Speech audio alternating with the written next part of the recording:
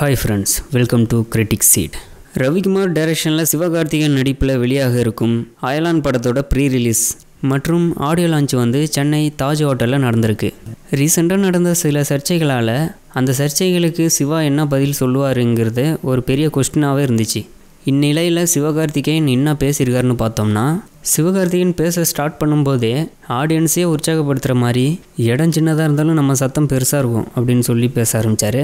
நாங்கள் இந்த படம் ஸ்டார்ட் பண்ணும்போதெல்லாம் இந்த பேன் இண்டியாங்கிற வார்த்தையே எங்களுக்கு தெரியாது. அப்போ வந்து பாகுபலியோட ஃபஸ்ட்டு பார்ட் மட்டும்தான் ரிலீஸ் ஆகிருந்தது. நமக்கு சினிமாவில் வாய்ப்பு கிடச்சிச்சு, நம்மளும் இந்த மாதிரி ஒரு படம் எடுக்கணும்னு நினச்சி எடுத்த படம் தான் இந்த அயலான். இந்த படம் வந்து எங்களுக்கு ஒரு மிஷன். இந்த பட்ஜெட்டில் இந்த மாதிரி ஒரு படம் எடுக்க முடியுமா அப்படிங்கிறத நாங்கள் காட்டணும்னு தான் இந்த படம் பண்ணோம். பல போராட்டங்களுக்கு அப்புறம் இந்த படம் ரிலீஸ் ஆகுது.